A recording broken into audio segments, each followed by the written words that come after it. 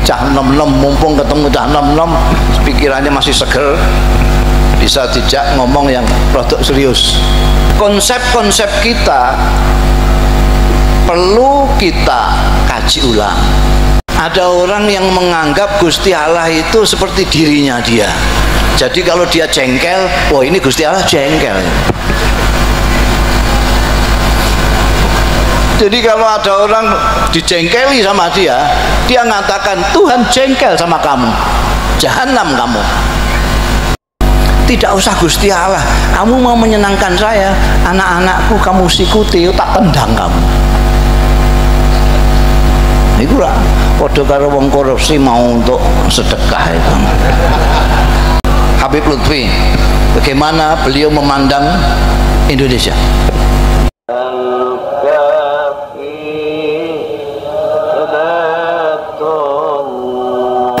Assalamualaikum warahmatullahi wabarakatuh.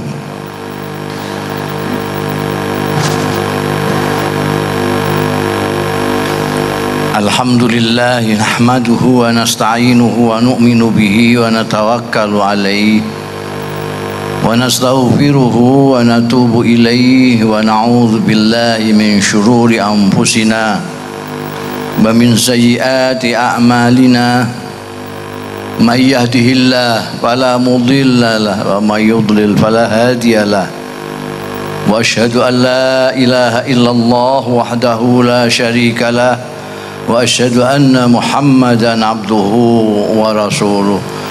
Allahumma fasalli wa sallim wa barik wa tarahham wa tahannan ala abdika wa rasulika sayyidina wa maulana Muhammadin wa ala alihi wa ashabihi wa man tabi'a hudah, amma ba'd. Hadaratil afadil, sadatil masyayikh wal habaib al-aizza wa fil muqaddimah sahibul fadilah Habib Lutfi bin Yahya, yang terhormat dan yang saya hormati Bapak Bupati, Ibu Wakil Bupati, dan segenap forum komunikasi pimpinan daerah serta pejabat-pejabat yang lain baik TNI, Polri maupun sipil, para sesepuh, bini sepuh, ibu-ibu, bapak-bapak, saudara-saudaraku semua, khususnya adik. Alhamdulillah wa syukurillah, saya diperkenankan Allah Subhanahu wa ta'ala sowan di Kabupaten Tegal ini dalam rangka zikir bersama untuk menyambut tahun baru Hijriah.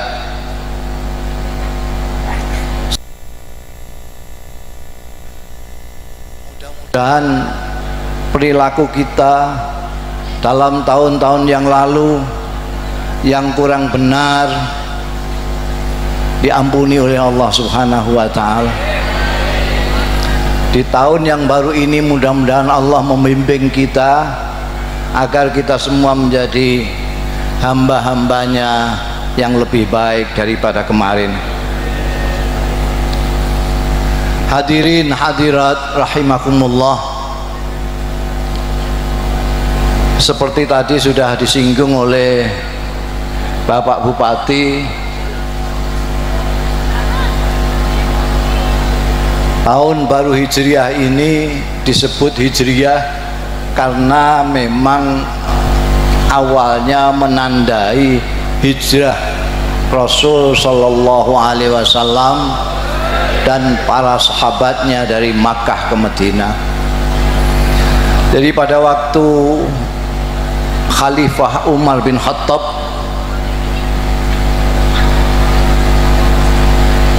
akan menentukan tahun baru Islam, beliau seperti biasa mengumpulkan tokoh-tokoh untuk bermusyawarah. Mudah-mudahan nih Pak Bupati juga meniru, kalau ada apa-apa musyawarah. baik dengan pimpinan daerah atau dengan siapapun. Ada yang usul supaya tahun baru ditandai oleh kelahiran Rasulullah, ada yang usul supaya hari wafatnya Rasulullah, tapi akhirnya yang menjadi putusan adalah hari hijrahnya Nabi Muhammad Sallallahu Alaihi Wasallam dan para sahabat. Setelah hijrahnya Rasulullah Sallallahu Alaihi Wasallam tidak ada hijrah lagi. Tadi dikemukakan oleh Bapak Bupati yang ada hijrah dari gelap ke terang, dari buruk ke baik. Nah, mumpung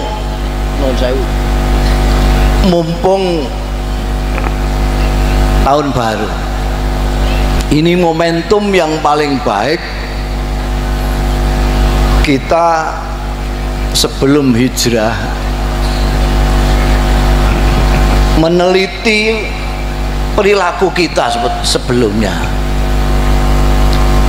Sebab kalau kita hijrah itu, kalau hijrahnya Kanjeng Nabi sudah jelas dari Mekah yang kayak begitu itu potongannya ke Madinah. Sekarang kita hijrah dari apa kemana? Maka penting bagi kita untuk mengevaluasi diri dulu. Kita kemarin itu sudah baik apa belum? Kalau sudah baik kan tidak perlu hijrah kemana-mana, sudah baik. Kalau kurang baik, mana yang kurang? Saya sendiri melihat sekarang ini justru penting sekali kita introspeksi, melihat kembali konsep-konsep kita. Sebab menurut saya banyak hal-hal yang tidak benar bermula dari konsep-konsep kita yang selama ini tidak pernah kita kaji ulang. Misalnya konsep kita tentang Gusti Allah. Kita ini selama ini memandang Gusti Allah itu siapa? Apa? Konsep kita tentang agama, selama ini kita memandang agama itu apa? Ini rodok serius sedikit ini bicaranya. Tadi sudah humor gergeran sama Pak Bupati, sekarang rodok serius. Cah nom-nom, mumpung ketemu cah nom-nom, pikirannya masih seger, bisa dijak ngomong yang rodok serius. Konsep-konsep kita perlu kita kaji ulang tentang Tuhan, tentang Gusti Allah, tentang agama, tentang manusia, tentang Indonesia. Bapak, sekarang ini ada orang yang menganggap Gusti Allah itu seperti dirinya dia. Jadi kalau dia jengkel, wah ini Gusti Allah jengkel. Jadi kalau ada orang dijengkeli sama dia, dia mengatakan Tuhan jengkel sama kamu, jahanam kamu. Konsep kita tentang agama, banyak yang menganggap agama itu seperti organisasi, seperti ormas atau orpol atau instansi, institusi. Ada malah yang menganggap agama itu tujuan hidup. Mari kita lihat Apakah agama tujuan hidup? Apakah ghoyah? Apakah wasilah? Indonesia itu kita anggap apa? Kita anggap negara yang ada di ASEAN gitu saja? Apa salah satu negara di dunia? Atau itu kita pandang sebagai rumah kita? Karena ini mempengaruhi perilaku kita. Banyak orang yang menganggap Indonesia ini negara sama dengan yang lain.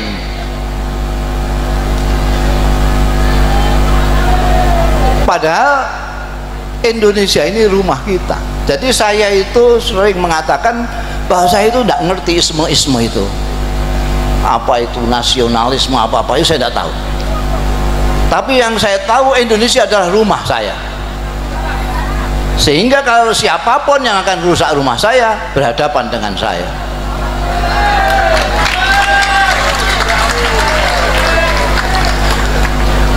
Dan tidak mungkin ada orang Indonesia kemudian merusak Indonesia. Itu menurut nalar saya tidak masuk akal, tanpa saya harus tahu apakah itu nasionalisme atau apa. Jadi sampean semua anak-anak muda perlu memandang Indonesia ini sebagai rumah. Alhamdulillah.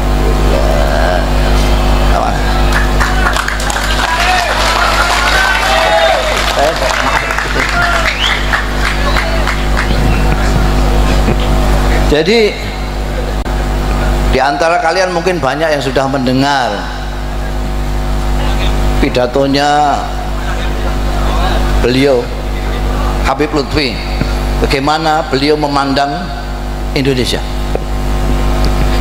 Seperti itulah yang saya ingin Anda anak muda memandang Indonesia itu. Indonesia adalah rumah kita. Indonesia adalah rumah kita. Kita adalah orang Islam yang ada di Indonesia. Bukan, kita adalah Indonesia yang beragama Islam. Sampai saya ulangi lagi, kita adalah orang Indonesia yang beragama Islam, bukan orang Islam yang kebetulan ada di Indonesia.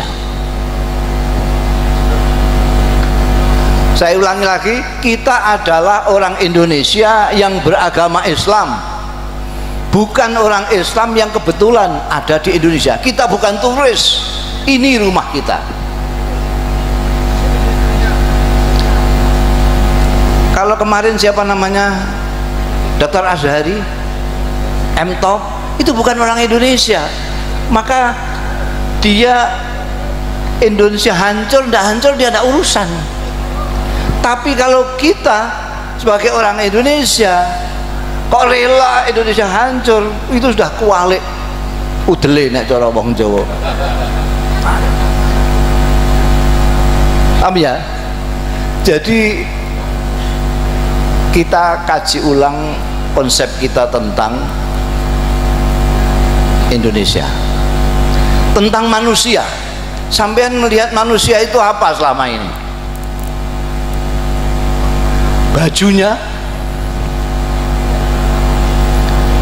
pecinya, kumisnya,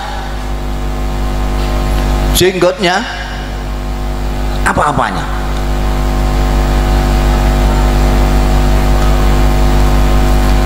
Saya tadi mengatakan konsep kita tentang Gusti Allah ini yang paling pokok. Padahal di kitab-kitab itu disebutkan itu kewajiban kita yang pertama mengenal Allah Ta'ala. Kita kalau ditanya tujuan hidup kita itu adalah mencari ridhonya Allah, kan begitu ya? Bahasa kasarnya ingin menyenangkan Allah, begitulah. Bahasa kasarnya kita ingin menyenangkan Allah. Bagaimana kita mau menyenangkan Allah kalau kita tidak kenal Allah? Masuk nalar apa enggak itu? Kalau kita mau menyenangkan Pak Bupati Entus Susmono, kita tidak tahu, tidak kenal Pak Entus. Entus ini senangannya apa, enggak tahu kita. Kira-kira kita bisa enggak menyenangkan Pak Entus ini? Enggak bisa. Saya pernah naik haji sama kawan Jakarta.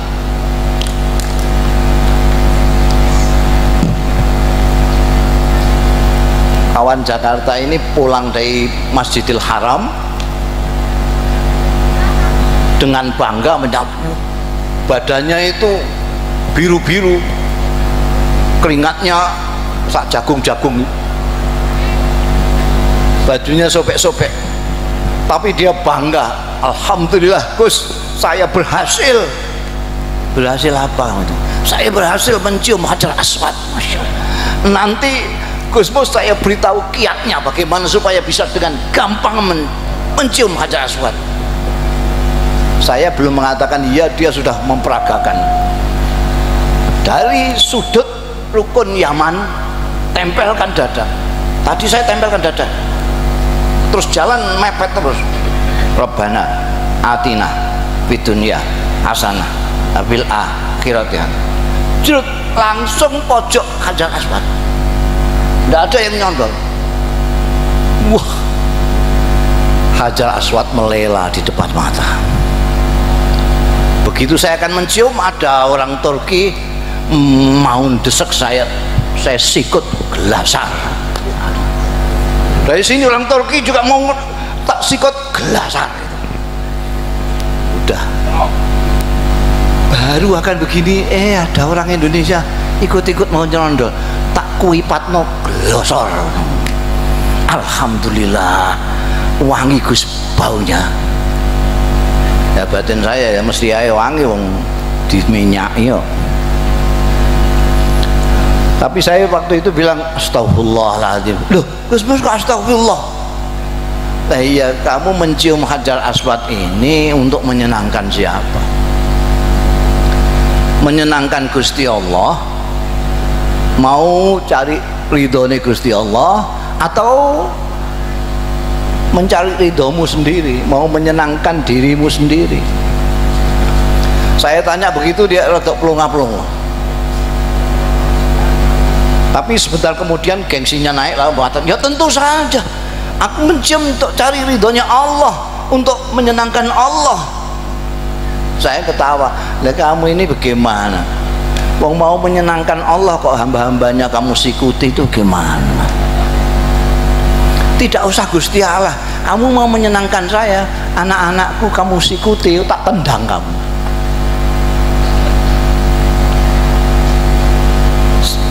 Lagi pula mencium Hajar Aswad itu paling tinggi hukumnya sunnah, sedangkan menyikut saudara itu haram. Bagaimana sampean mencari kesunahan dengan keharaman itu? Itu lah podo karo wong korupsi mau untuk sedekah itu.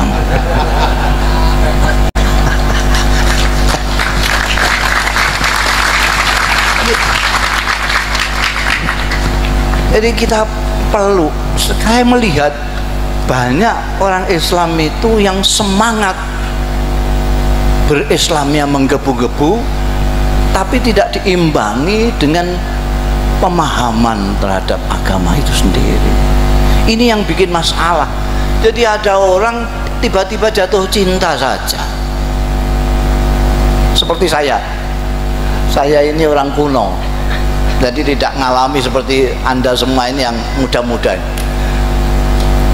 Pak Antus saja enggak. Saya ini dulu kawin itu dijodohkan orang tua. Saya masih kuno, kamu nanti akan dapat anaknya kaji itu. Meskipun dijodohkan pada waktu itu, saya sudah memberanikan diri untuk menawar Ya dijodohkan ya dijodohkan, tapi saya mohon diizinkan untuk kirim surat-suratan. Surat-suratan aja dulu minta izin sama orang tua.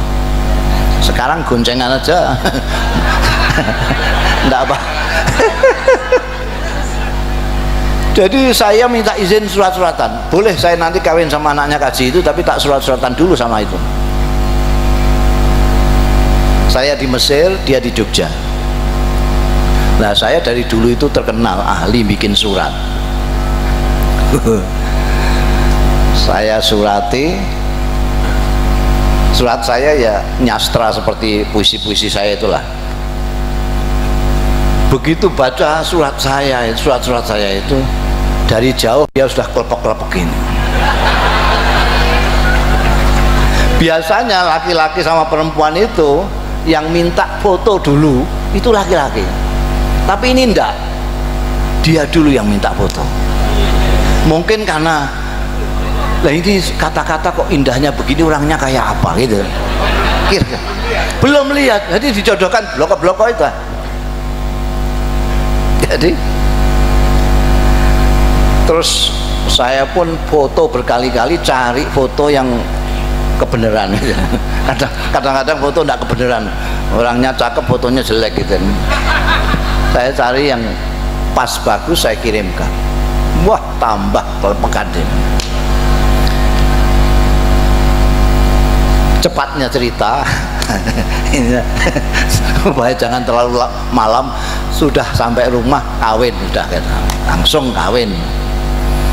Nah, kawin, wah, karena cintanya saya dengan saya menggebu-gebu, maka dia ingin menyenangkan saya luar biasa. Saya dimasakkan, saya masih ingat pertama kali dia masakkan saya itu opor ayam, ayamnya satu, kelapanya dua. Bayangkan itu, hanya untuk 2 orang, kelopanya 2, satu ayam. Wah, buket sekali itu, ngelonyom itu. Waktu dihidangkan, saya cuma ngicipi 1 sendok, nangis dia. Wadul sama mertuanya perempuan alias ibuku, lapor sama ibu saya, ini Mas Mustofa ini tuh terlalu sekali, saya bikinkan opor kelapanya 2 Bu, resepnya dari Femina Bu. Resepnya dari Femina, dari majalah Femina. Masya Allah, ayamnya satu cuma dicipi 1 sendok. Ibu saya yang diwaduli ketawa. Nah, kamu ini nggak tanya-tanya dulu, suamimu itu dari dulu nggak suka sayur yang pakai santan, nggak suka sama sekali dia itu. Kalau kamu sambelkan jeruk gitu aja, 1 bakul habis. Dicoba sama dia, dibikinkan sambal jeruk, betul-betul makan saya banyak, sampai sekarang sambal jeruk terus aja.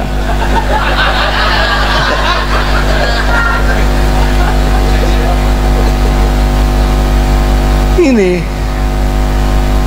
seperti itulah kebanyakan orang Islam yang menyintai Allah tapi tidak mengenal sama Allah Ta'ala.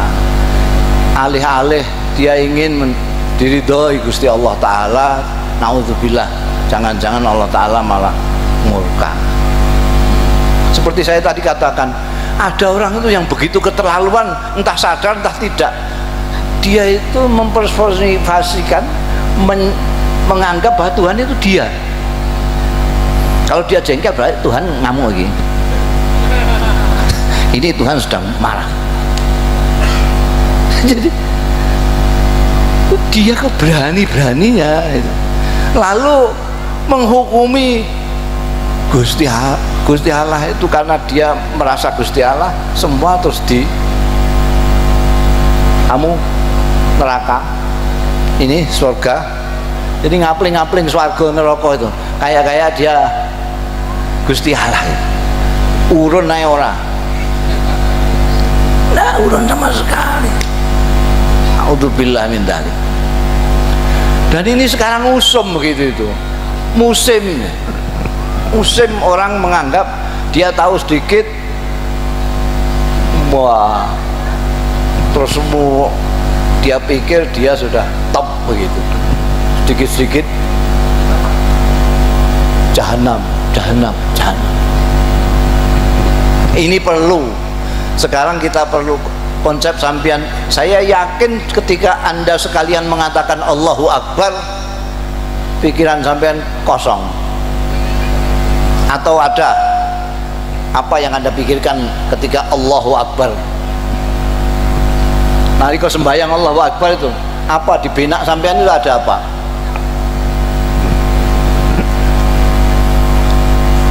Mari kita pikirkan, ada apa ketika kita mengatakan Allahu Akbar? Ada Allah. Sebesar apa Allah itu sehingga Anda mengatakan Allahu Akbar? Ada kiai mengatakan kalau Anda tidak bisa memaknai Allahu Akbar, tidak tahu besarnya Allah Ta'ala, maka kecilkanlah dirimu. Sehingga kalau Allahu Akbar, aduh aku kecil sekali. Lah kita ini mengecilkan diri sendiri tidak bisa, membesarkan Allah tidak bisa. Ini yang repot. Mau mengecilkan diri sendiri repot. Wong bupati kan mengecilkan diri gimana? Sakabupaten itu anak buahnya semua. Pak Entos ini mau mengecilkan dirinya itu sulit sekali. Lihat orang, iya anak buahku, itu anak buahku, ini paling-paling wakilku, ini pembantuku paling gitu. Sulit.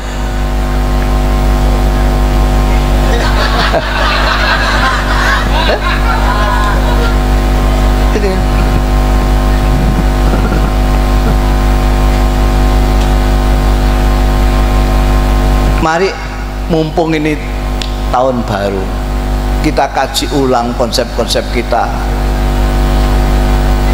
tentang berbagai hal yang selama ini tanpa kita pikirkan sama sekali. Karena kalau sesuatu itu sudah lumrah, sudah jamak, sudah terbiasa, kadang-kadang kita lupa menanyakan. Kita sering mengatakan soleh, soleh, soleh. Saking seringnya, kalau didoakan mudah-mudahan anak Anda menjadi orang yang soleh, amin, buantere ra karuan. Tapi ketika ditanya soleh itu apa, pelongo-pelongo. Soleh itu apa coba?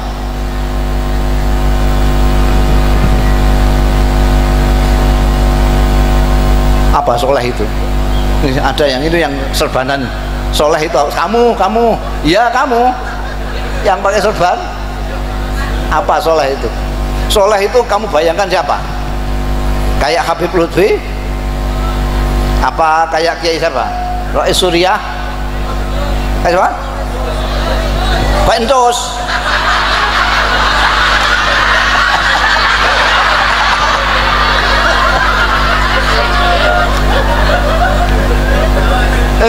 Enggak. Anda membayangkan soleh itu seperti apa? Kok kalau didoakan menjadi orang soleh kok aminnya buantere ra karuan. Soleh itu seperti apa? Membayangkannya sampean seperti apa? Ada yang bilang kayak Entos. Berarti bupati yang dalang yang bupati.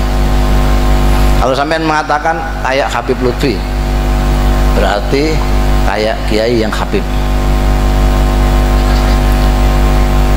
Apalagi teman yang saya bayangkan siapa? Kalau Gus Mus, Gus yang Mus.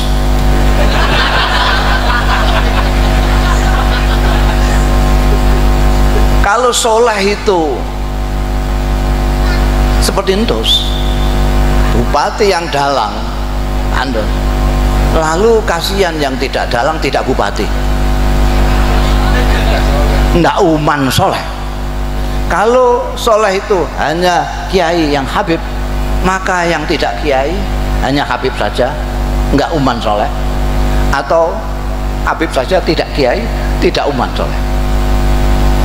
Kalau Gus saja tanpa mus,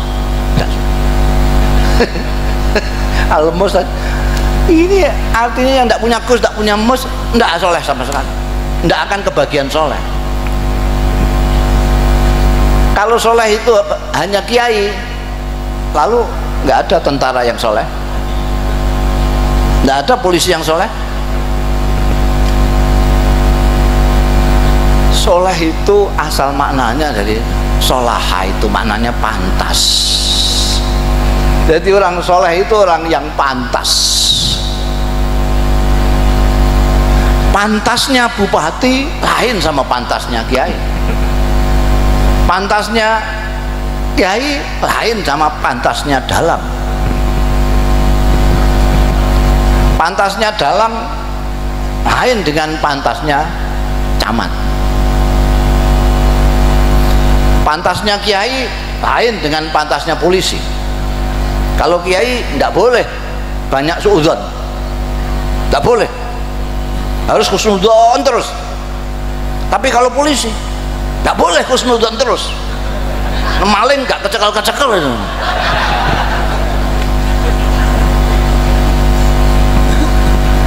Ya, kepantasan itu tidak sama. Kepantasannya bupati yang ngopeni rakyat di kabupatennya itu, seperti yang dilakukan tadi itu, mbah tenan mbora pokoknya aku ngandel, itu yang dilakukan. Pokoknya nawani ini, ayo di rumah, ayo di pendopo semua, saya cuma dekos tok, ayo sesuk jajal tekani kono gitu. Dibuka lawangnya pora gitu.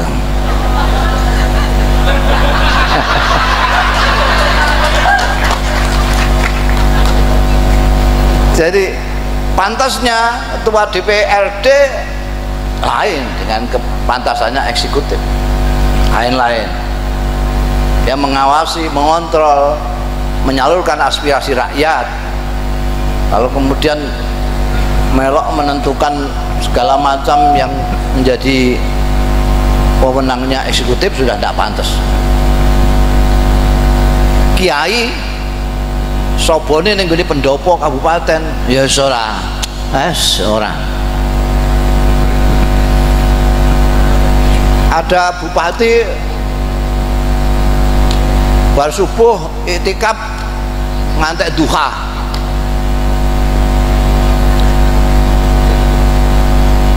Nggo tasbih 1000 orang hitung zikiran terus.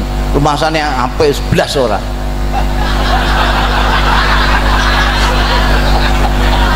Pejabat itu asal adil sudah swarga. Oh, enggak usah wiridan kakean, enggak usah macam-macam, enggak usah. Itu apa namanya, solehnya jabat itu ya adil itu. Sudah adil wes swarga mengong. Enggak usah. Ada yang datang ke rumah itu ngelem-ngelem camate, wah Gus camat nggih kula top pokoke hebat to kan. Piye-piye? Wah mereka nek bar sembahyang subuh menika terus iktikaf wiridan menika ngantos duha, kadang-kadang kata duhur. Wah iku camat gendeng aku menika. Ya wong ning kantor kecamatan golek camate mbek iktikaf, la ilaha illallah. Golek lurahe-lurahe ning ndi pengajian bar kowe. Saya pernah diundang, saya tidak tunjukkan kabupaten mana. Saya setelah pelantikan kepala daerah itu saya diminta untuk menyangoni dalam pengajian. Itu diundang semua, camat semua, wansip suku wabeh sakandane lurah, cari undang semua. Saya tanya pada waktu itu, ini hari prei ya? Tidak Gus. Duh, enggak prei kok ngaji. Wah ini saya melok dosa ini. Lah ini ada orang kelurahan, cari lurah nggak ada, sedang pengajian. Ke kecamatan, camatnya pengajian. Cari koramil ini pengajian kabeh. Masyarakat ini nggak keurus belas. Saya ini melak dosa saya di sini nih. Lain kali kalau pengajian jangan pada waktu pas jam dinas, itu namanya nggak soleh. Secara umum soleh itu pantas jadi kawulane Gusti Allah, pantas jadi kawulane Gusti, apik karo Gusti Allah, apik karo sepodo-podo. Itu. Jadi sampean kalau baik mbek Gusti Allah tok tapi ora apik karo kawulane Gusti Allah, setengah soleh kadang.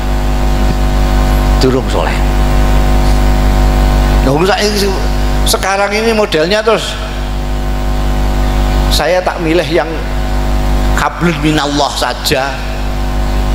Wah, sembayangnya getunu anu segala macam, tapi embek tonggo orang ngerti, embek buruwe memeras keringatnya.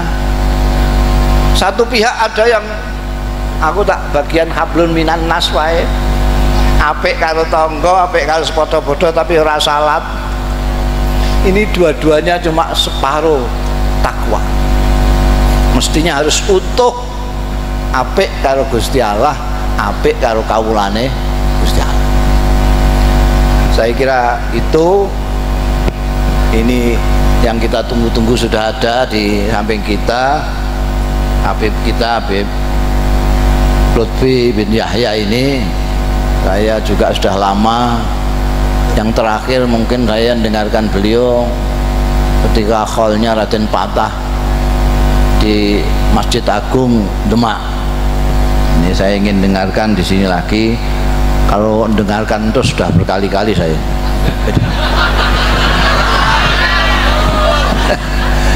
Jadi sekali lagi selamat kepada Bapak Bupati dan Ibu Bupati segenap jajarannya yang mempunyai rakyat, menyintainya. Jangan dikecewakan rakyat yang menyintai Anda.